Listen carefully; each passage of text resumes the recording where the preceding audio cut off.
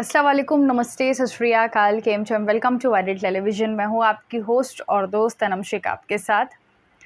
हम सब जानते हैं कि पवनदीप एंड अरुणिता को बैक टू बैक प्रोजेक्ट्स मिल रहे हैं, कह सकते हैं लाइव कॉन्सर्ट्स। बिकॉज़ अगर आप बात करें तो नया सीज़न शुरू होने वाला है आइडल 14 एंड आइडल 13 के कंटेस्टेंट को उतने लाइव शोज़ नहीं मिल रहे हैं कंपैरेटिवली जितने हमारे अरुदीप को मिल रहे हैं या कोई और कंटेस्टेंट को। तो ऐसे में हम सब कह सकते हैं कि हमारे अरुदीप की जो फ़ैन फॉलोइंग है वो बढ़ती ही जा रही है और जो प्यार है वो जनता के मन में वो भी बढ़ते जा रहा है, कम नहीं हो रहा है। और ऐसे में जो लोग कहते हैं कि अरुणिता जो है पवनदीप के साथ रहकर जो है वो करियर में ग्रो नहीं कर रही हैं, तो उनको बस यही कहना चाहूँगी कि वो दोनों एक साथ ग्रो कर रहे हैं। अगर आप देखें कंपैरेटिवली सोलो शोज़ के बजाय उनको डुएट शोज़ ज़्यादा मिल रहे हैं। तो जब दोनों साथ में होते हैं तो दोनों तरक्की करते हैं। चाहे वो अरुणिता का न्यू इंस्ट्रूमेंट सीखना हो, चाहे वो एक कॉन्फिडेंस लाना हो लाइव शोज़ में जो कि पवनदीप ने उन्हें सिखाया है। तो हर चीज़ में जो है पवनदीप, अरुणिता एक दूसरे का साथ देते हैं और ऐसे ही इसी वजह से इन दोनों को एक साथ शोज़ मिलते हैं। तो अब बात करते हैं मेन मुद्दे पर कि नेक्स्ट शो कहाँ पर है। जी हाँ, हम सब जानते हैं सडनली अचानक जो है इनको नए-नए शोज़ मिल रहे हैं, कभी हमें पता चलता है, कभी हमें नहीं पता चलता है। तो इस शो के बारे में हमें पहले से पता चल चुका है, जहाँ पर मुझे लगता है कि पवनदीप अरुणिता के लिए बहुत ज़्यादा प्राउड वाली बात है।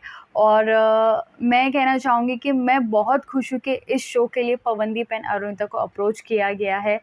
एंड मैं बर्ड से बहुत ज़्यादा कनेक्टेड हूँ, आप सब जानते हैं। और ये आएँगे जतिंगा फेस्टिवल में। अब आप सोचेंगे कि आखिर ये जतिंगा फेस्टिवल है क्या, जो कि हाफलॉन्ग आसाम में होता है। एंड जब मैंने इसके बारे में रिसर्च किया तो ये बर्ड से कनेक्टेड एक फेस्टिवल है और यहाँ पे जो है बहुत सारी चीज़ें बोली भी जाती है और कुछ चीज़ें सही भी है, कुछ चीज़ें गलत भी है।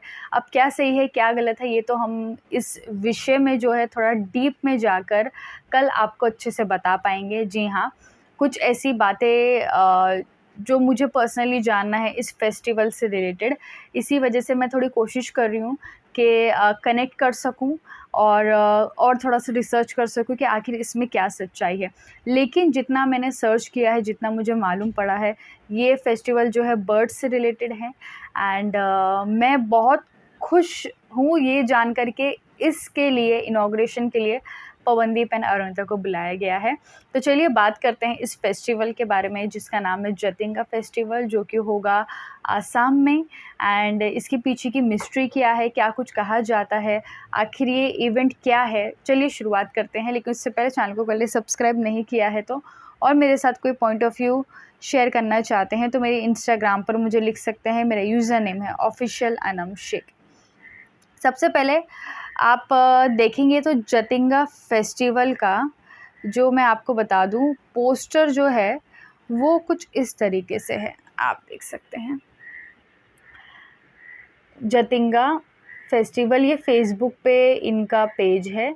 अगर आप ध्यान से देखेंगे तो जतिंगा के अंदर ना आपको बर्ड्स नज़र आएंगे। ये देख रहे हैं आप, पूरे पोस्टर में आपको हर जगह बर्ड्स नज़र आएंगे। मैं आपको खाली तस्वीर दिखा रही हूँ, ये देखो आप, बर्ड्स हैं बर्ड्स हैं बर्ड्स हैं, 2023 लिखा है। ये देखिए आप, यहाँ पे भी जो पोस्टर है इसमें भी आपको बर्ड्स नज़र आ रहे हैं। तो आप सब जानते हैं मेरे घर में खुद जो है 11 पिजन्स है और मैं बर्ड्स से बहुत ज़्यादा क्लोज़ हूँ। तो ये जो फेस्टिवल है जतिंगा फेस्टिवल 2023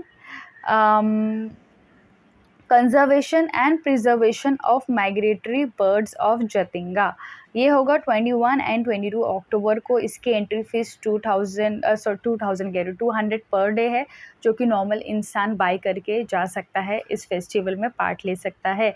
एंड ये 2 दिन का होता है और ये है नियर NH54 जतिंगा हाफलॉन्ग डिमा हसाओ, इस जगह पर है। तो जो आसाम में पवनदीप अरुणिता के फैंस हैं जो इन्हें सुनना चाहते हैं तो वो 21 अक्टूबर को जो है टिकट्स बुक कर लें अपनी।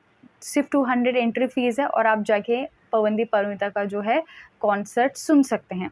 उससे पहले जो है अभी मैंने आपको ये बताया कि जतिंगा फेस्टिवल जो है बर्ड से रिलेटेड है, प्रिजर्वेशन से रिलेटेड है।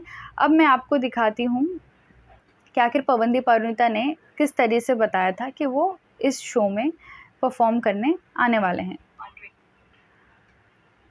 और इनका इंस्टाग्राम पेज भी है।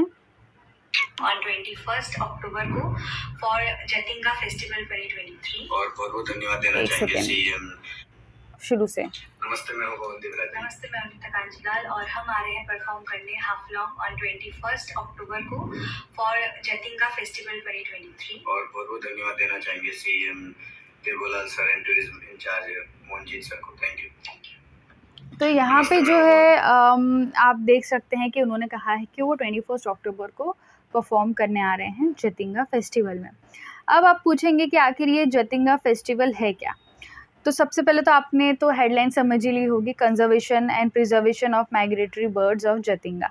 सो यहाँ पर ये कहा जाता है, जब मैंने गूगल पे सर्च किया है कि व्हाट इज़ जतिंगा फेस्टिवल, तो यहाँ पे लिखा है कि ये एक थीम है जहाँ पर conservation and preservation of Jatinga birds जो है एक आपको अवेयर करने के लिए है कि आप जो है importance of birds and other natural phenomena, यानी कि आप जो है बर्ड्स कितनी इम्पॉर्टेंट होती है। जैसे कि हम सब जानते हैं कि जो नेटवर्क के टावर्स होते हैं उससे जो है जो रेडिएशंस होते हैं उससे बर्ड्स को परेशानी होती है और इसकी वजह से उनकी डेथ भी होती है। और हम सब जानते हैं कि हर एक पड़ाव में जो है हर एक जानवर का जो है एक योगदान होता है। तो यहाँ पे जो है हमें बर्ड्स को भी प्रिजर्व करके रखना चाहिए, क्योंकि बर्ड्स भी एक अपने इकोसिस्टम में, एक ह्यूमन लाइफ में जो है बहुत ही बड़ा योगदान है उनका, हम सब जानते हैं। अगर आप सर्च करेंगे तो आपको थोड़ा और डीप में इसकी इन्फॉर्मेशन मिल जाएगी। तो हर एक बर्ड इम्पॉर्टेंट होता है, आपको उन्हें भी प्रिजर्व करके रखना चाहिए। ऐसा नहीं कि आप जो है उनको अपनी टेक्निकल चीज़ों के लिए जो है उन्हें कैद कर लो, प्लस जो है उन पे एक्सपेरिमेंट करो और जो है न्यू चीज़ें बनाने के लिए उन पे, हम सब जानते हैं साइंटिस्ट एक्सपेरिमेंट भी करते हैं, बहुत सारी चीज़ें होती हैं, उन्हें सेल भी किया जाता है, बाय भी किया जाता है और फिर बाद में जिसकी वजह से वो कहीं ना कहीं जो है उनका ध्यान न रखने की वजह से वो मर भी जाते हैं। तो ऐसे बहुत सारी चीज़ें हैं जहाँ पर ये एक अवेयरनेस है कि आपको जो है बर्ड्स को प्रिजर्व करके रखना चाहिए। और ये जतिंगा के लिए ही है। वहाँ पे अगर आपको बताऊँ कि आखिर ये ऐसा क्यों कहा गया है कि जतिंगा के बर्ड्स को प्रिजर्व एंड कंजर्वेशन करके रखना चाहिए, तो वो इसीलिए कि यहाँ पे माना जाता है Jatinga, a place located around 330 kilometres south of Assam Guwahati, is quite famous as a bird suicide point. जी हाँ, मेन यहाँ पर ये है कि बर्ड सुसाइड पॉइंट इसे माना जाता है जतिंगा को। यहाँ पे जो है हर साल जो है this place makes headlines every year from the month of September to November. ये जो जतिंगा जगह है हर साल हेडलाइंस में आते सितंबर से लेके नवंबर तक, क्योंकि जितने भी बर्ड्स होते हैं जो माइग्रेट करके आते हैं वो इस जगह पर आकर सुसाइड करते हैं। ये जब मैंने पढ़ा तो मैं खुद शॉक हो गई कि आखिर ऐसा क्यों है कि बर्ड्स जो है यही स्पेशल जगह पर जतिंगा पे आकर जो है और आकर जो है, ये लोकल बर्ड्स नहीं होते, ये कहीं से आते हैं, माइग्रेटरी बर्ड्स होते हैं और यहाँ पे आकर सुसाइड करते हैं। तो मुझे समझ में नहीं आया कि ये ऐसा क्यों है।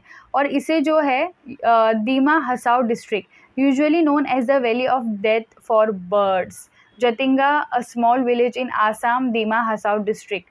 और जतिंगा को जो है एक कहा जाता है कि valley of death of birds माना जाता है, कि यहाँ पे जो है दूसरी जगह से बर्ड्स माइग्रेट करके आते हैं और जतिंगा में आकर जो है सुसाइड करते हैं। और इसके पीछे बहुत अलग अलग कहानियाँ भी दी गई है कि इसे हॉरर कहा जाता है, कुछ अलग अलग मान्यताएं हैं। इसके पीछे आज तक रीज़न किसी ने सही से समझ नहीं पाया है और इसकी वजह से मैं थोड़ा सा अब इसके विषय में थोड़ा सा डीप जाना चाहूँगी और इन्फॉर्मेशन निकालना चाहूँगी कि आखिर ये क्यों होता है, किस लिए होता है और क्या सच्चाई है इसमें। तो खैर वो तो मैं पता लगा ही लूँगी और मेरे पास जैसी कुछ इन्फॉर्मेशन आएगी मैं आपके साथ ज़रूर शेयर करूँगी। खैर यहाँ पर मुझे बहुत अच्छा लग रहा है कि preservation and conservation of birds के लिए जो है जतिंगा में ये फेस्टिवल किया जाता है, जहाँ पर हमारे अरुदीप को बुलाया गया है, जो कि बहुत प्राउड वाली बात है। तो ऐसे में मैं तो बहुत एक्साइटेड हूँ इनके इस फेस्टिवल के लिए और मैं बहुत खुश हूँ कि यहाँ पर जाकर परफॉर्म करेंगे, स्पेशली इस परफेक्ट कॉज के लिए। जैसे में आप कितने एक्साइटेड हैं अरुदीप की 21 अक्टूबर को हाफ लॉन्ग में परफॉर्मेंस देखने के लिए, जहाँ पर नॉर्मल व्यक्ति भी जाकर देख सकता है 200 की टिकट बाय करके। तो ऐसे में आपकी क्या राय है मुझे कमेंट सेक्शन में ज़रूर बताइए।